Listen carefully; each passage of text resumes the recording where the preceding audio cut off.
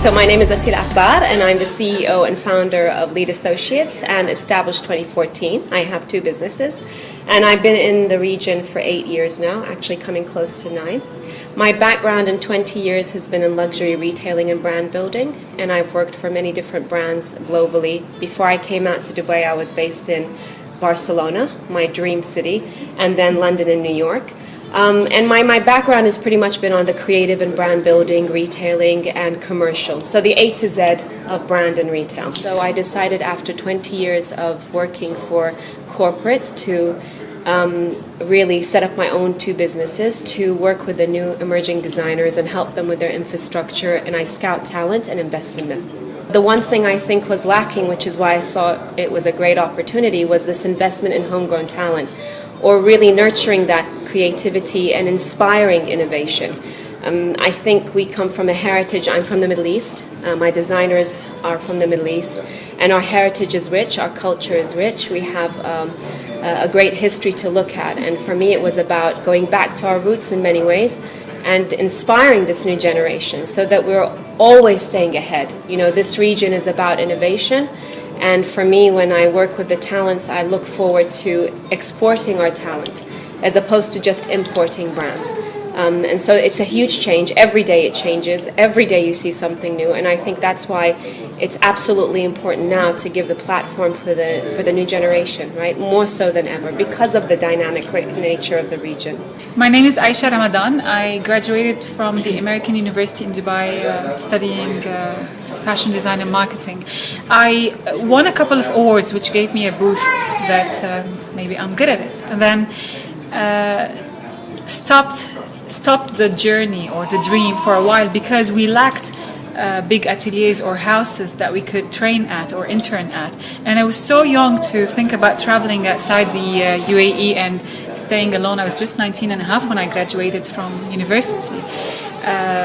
Then that went into a coma, and in 2006 I decided that I need to open my own atelier, learn from my own mistakes. I think that was the biggest mistake I've ever done, but the best thing I've ever done at the same time because I learned a lot from it.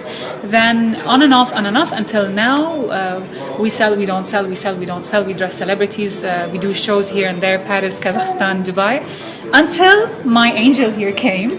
And he's my angel.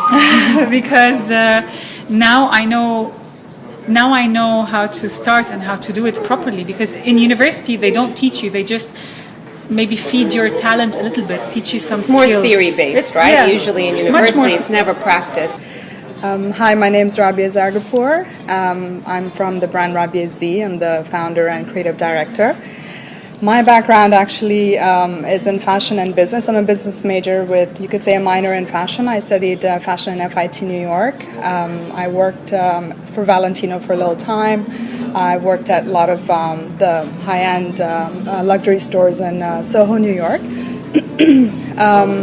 My journey with the modest fashion started when I first took up the hijab, which was actually just a couple of months before 9/11, the tragic 9/11 events.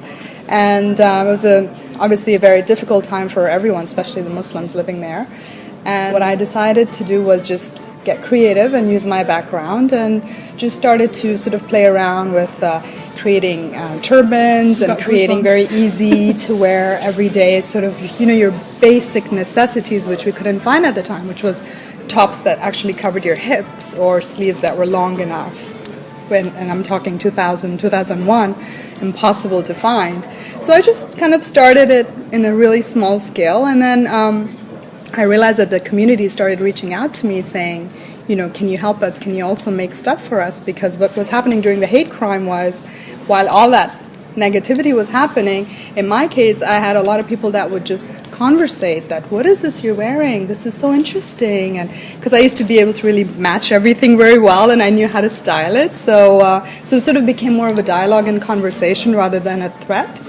And once with the community reaching out, I decided, okay, let me just start it online. And I did. I just had a small online-based store, and little did I know that it was such a huge need, because people from all over the world started reaching out. And so I felt, okay, maybe this is my calling and I should really focus on this. So The rest they say is history. When I moved back home, because Dubai is home, when I moved here, I decided to launch Rabia more as a fashion label rather than an online store. And it was very well received, alhamdulillah. We did kind of stick to branding for quite a few years, which most people advised me against. But I think it was good to create the demand because it was a market that didn't exist at the time. When we did decide to launch, we launched online through an online shopping cart through Facebook, actually. And we realized we were selling, overnight to 45 countries. So, alhamdulillah. So it's been very rewarding ever since. But yeah.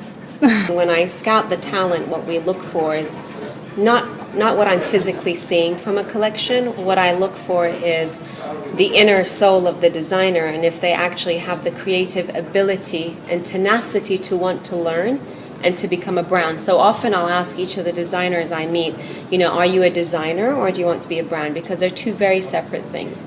And then how my company works with them is I take them through, the first part is a 12-month process where it's like I'm getting to know you. And with that getting to know you, part of it is the brand and the range building that Aiisha refers to.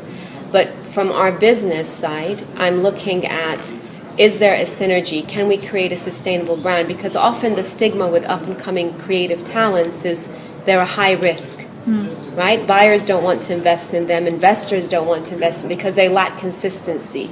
They lack the know-how or expertise of building a creative collection so that it represents as storytelling and then how you journey to become a brand. Designers that I work with, some of them have been designing for only 2 seasons, but I think they could be as wonderful as McQueen. Some of them have been designing for 7 years and they haven't quite defined who they are.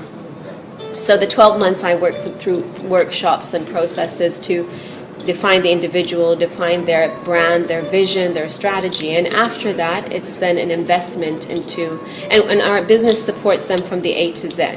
So we look at everything from the range building or brand to production, manufacturing, logistics. We look at franchise opportunities because I'm building a brand with them. If I had Asil 8 years ago, just even as a mentor, because it's not just the money. I think along the way I found a lot of potential investors, but what do I do on my own when I didn't have the experience or the know-how of how to run the business and a structure behind you. And there is no one in the region. There is no, or at least no one that we know of, except you. No, there isn't. Who could you could and call actually, a consultant or someone I have who to can say mentor there's not a business like this. When I started out, for me it was globally, my partners and network are a global reach. Our vision is not to create a brand just for the region. For me, Rabia is international. Aiisha will be international, inshallah. So my network is far-reaching. And as a matter of fact, as I sat with fashion institutes and I sat with CEOs of big groups and CEOs of